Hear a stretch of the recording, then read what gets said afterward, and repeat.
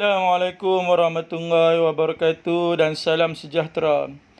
Hari ini kita akan belajar tingkatan 4 KSSM bab 3 konflik dunia dan pendudukan Jepun di negara kita, di bawah tajuk kecilnya Perjuangan Rakyat Menentang Pendudukan Jepun. Sebelum cikgu nak mengajar, cikgu nak minta semua guru dan pelajar-pelajar untuk subscribe video cikgu ni agar cikgu boleh menambah lagi tajuk-tajuk yang lain. Di bawah tajuk Perjuangan Rakyat Menentang Pendudukan Jepun, ada 7 perkara yang akan dipelajari. Yang pertama, Regimen Askar Melayu Benteng Pertahanan Tanah Air. Yang kedua, penentangan MPAGA. Yang kedua, kerjasama MPAGA dan Force 136.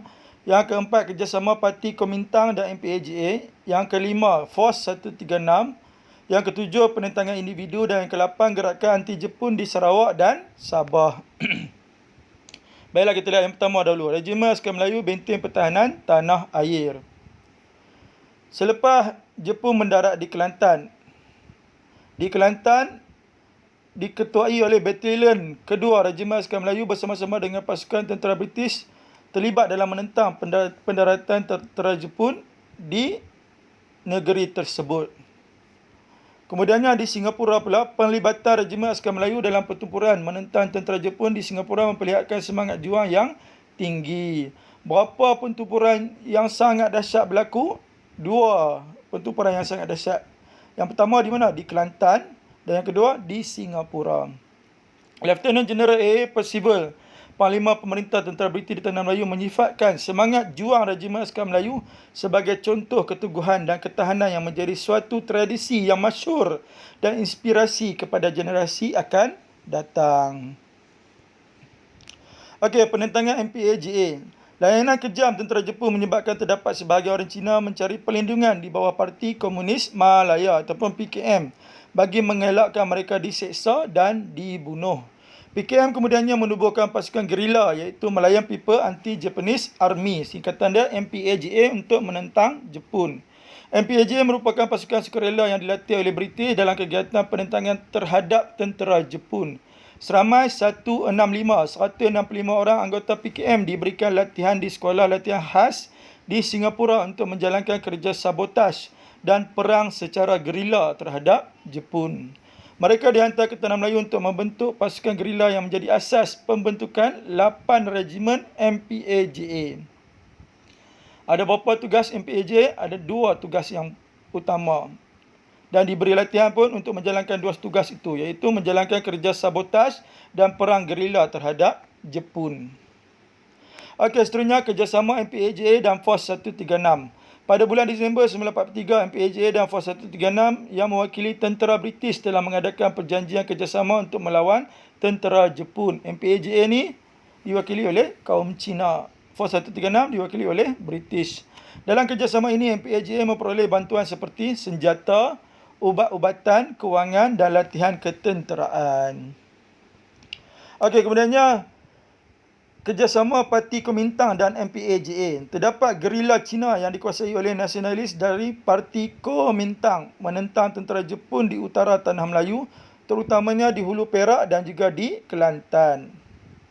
Di utara Tanah Melayu terdapat satu pasukan yang menentang Jepun dipanggil parti apa? Parti Kuomintang.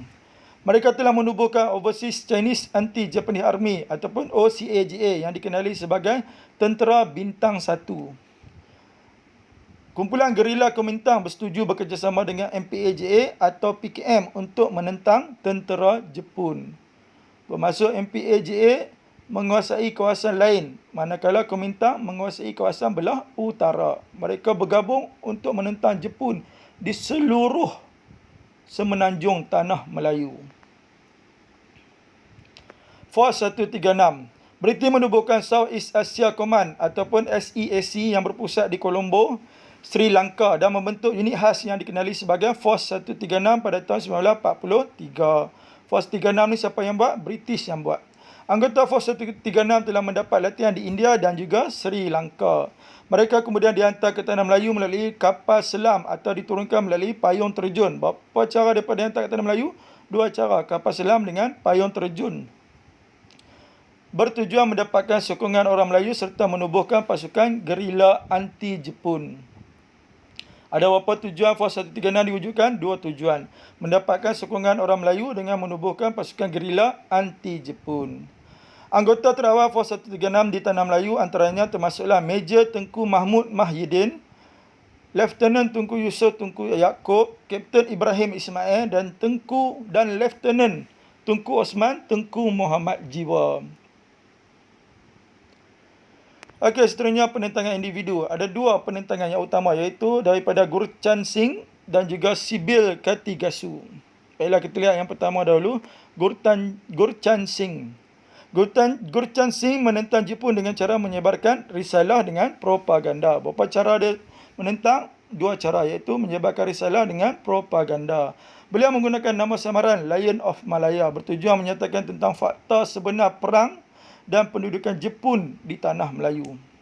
Kejayaannya berjaya menghadiri sidang akhbar tentera Jepun dengan menyamar sebagai wartawan dan mendalangi sabotaj terhadap landasan kereta api yang menjejaskan pengangkutan tentera Jepun.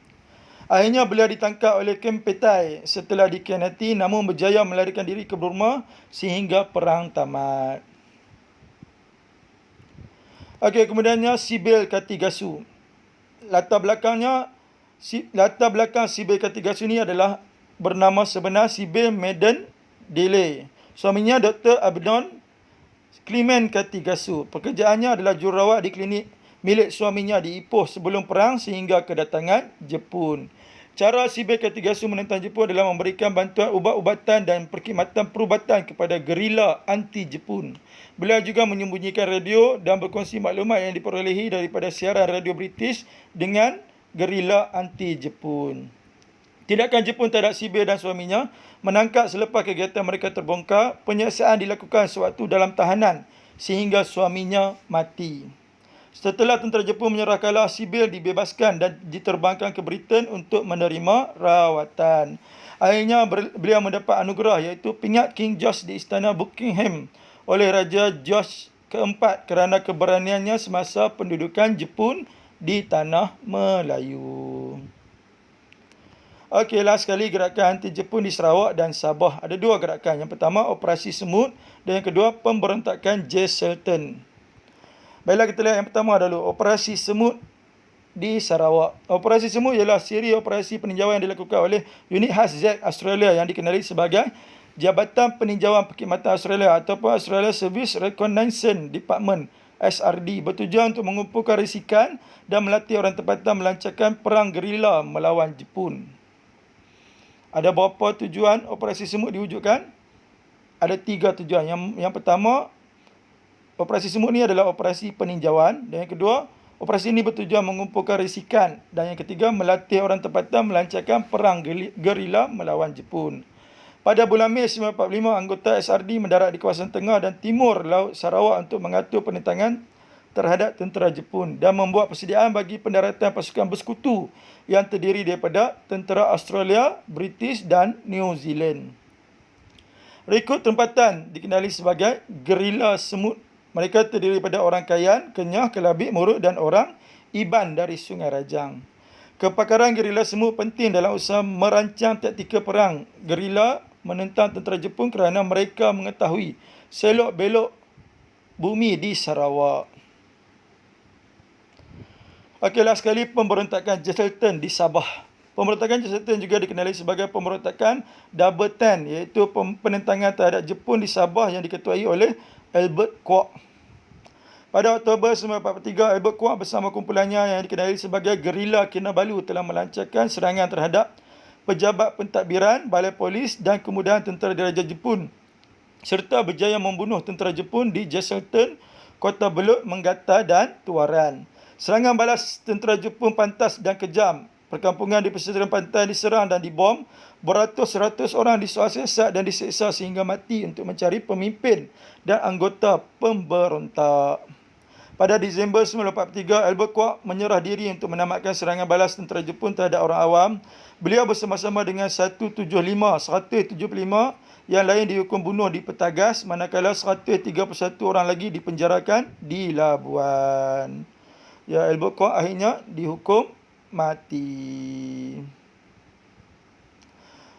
Selain daripada kumpulan gerila Kinabalu. Terdapat satu lagi kumpulan iaitu pasukan gerila anti Jepun yang dipimpin oleh Datuk Mustafa Datuk Harun. Jadi pemberontakan Jesetten di Sabah ni ada dua. Yang pertama oleh pasukan gerila Kinabalu dan yang kedua oleh pasukan gerila anti Jepun. Okey, seterusnya kita lihat contoh soalan struktur. Markahnya 244. Baiklah kita lihat satu persatu. Soalan A dulu. Soalan A dia tanya nyatakan lokasi pertempuran Regimen Askar Melayu menentang Jepun di Tanah Melayu. Apa kehendak soalan? Lokasi pertempuran Regimen Askar Melayu menentang Jepun di Tanah Melayu. Okey, tengok di ruangan jawapan soalan struktur ni ada nombor 1 roman, 2 roman tak? Ada. Jika ada, jawab terus ya, tak payah buat ayat. Jadi 1 roman tulis terus Kelantan, 2 roman tulis terus Singapura. Okey, soalan B. Jelaskan peranan pasukan berikut dalam menentang Jepun di Tanah Melayu. Yang pertama, MPAJA. Okey, tengok di ruangan jawapan soalan struktur ni ada nombor 1 roman, 2 roman tak? Tak ada. Jika tak ada, nak jawab macam mana? Jawab dalam bentuk ayat. Setiap ayat wajib ada pembuka. Jadi ambil bilik pembuka kat soalan. Peranan pasukan MPAJA dalam menentang Jepun di Tanah Melayu ialah untuk menjalankan kerja sabotaj dan perang gerila terhadap Jepun. Okey, kemudiannya B2 Roman. Jelaskan peranan pasukan Force 136 dalam menentang Jepun di Tanah Melayu. Tanya tentang apa? Peranan Force 136. Okey, tengok di ruangan jawapan ada nombor 1 roman, 2 roman tak? Tak ada. Jika tak ada, nak jawab macam mana? Jawab dalam bentuk ayat. Setiap ayat wajib ada apa? Ada pembuka. Jadi ambil bilik pembuka kat soalan. Peranan pasukan Force 136 dalam menentang Jepun di Tanah Melayu ialah untuk mendapatkan sokongan orang Melayu serta menubuhkan pasukan gerila anti Jepun. Okey, seterusnya soalan C. Semangat juang Regimen Askar Melayu dalam menentang Jepun di Tanah Melayu wajar dicontohi. Kemukakan pendapat anda. Apa kehendak soalan? Semangat juang Regimen Askar Melayu wajar dicontohi. Jadi ambil bilik pembuka. Semangat juang Regimen Askar Melayu dalam menentang Jepun di Tanah Melayu wajar dicontohi kerana semangat yang sangat cintakan negara. Titik. Peranda wacana apa cikgu ajak? Guna number. Jadi kedua koma. Sanggup berkorban untuk negara. Lepas kedua, ketiga koma. Berani mempertahankan kedaulatan negara. Lepas ketiga, keempat, semangat tidak putus asa dalam berjuang walaupun di penghujung nyawa. Okey, seterusnya kita lihat soalan esei. Markahnya 488. Okey, kita lihat satu persatu. Soalan A dulu. Soalan A ditanya terangkan gerakan anti Jepun yang berlaku di Sarawak dan Sabah. Apa kehendak soalan? Gerakan anti Jepun di Sarawak dan juga Sabah.